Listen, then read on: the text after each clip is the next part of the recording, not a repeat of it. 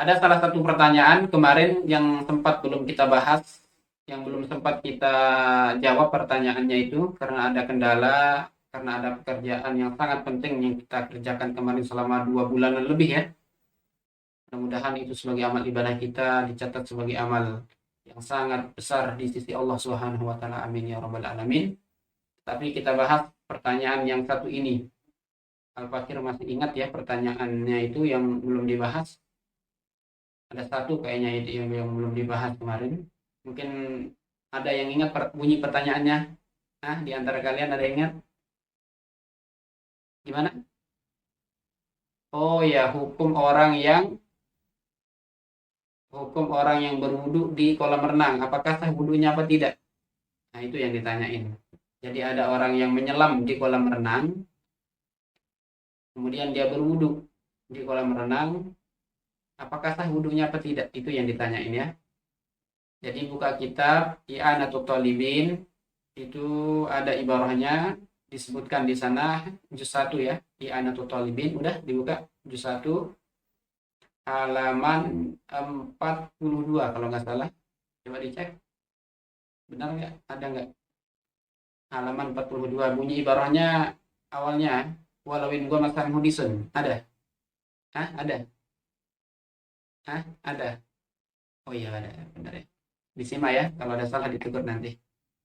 Bismillahirrahmanirrahim. Walau in ghamasa muhdithun walau fi ma'in qalilin bi niyyatin mu'tabaratin mimma marra ajza'ahu 'anil wudu'i walau lam yamkus fil ingimasi zamanan yumkinu fihi tartib.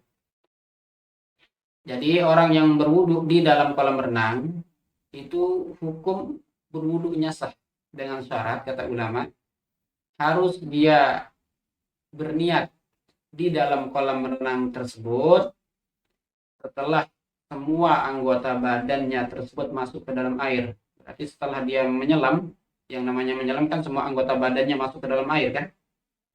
Nah baru dia berniat, kata ulama, baru dia berniat setelah semua anggota badannya masuk ke dalam air, baru dia berniat. Maka hukumnya sah kalau seperti itu. Beda kalau orang yang menyelam tapi nggak berniat. Nggak berniat sama sekali ya, nggak berniat langsung dia nyelam, gimana sah wudunya? Yang namanya wudu kan menjadi sah kalau dia berniat. Itu syaratnya. Walaupun dia tidak diam selama orang yang berwudu seperti orang yang berwudu normal. Cuman dia berniat di dalam air langsung dia bangun.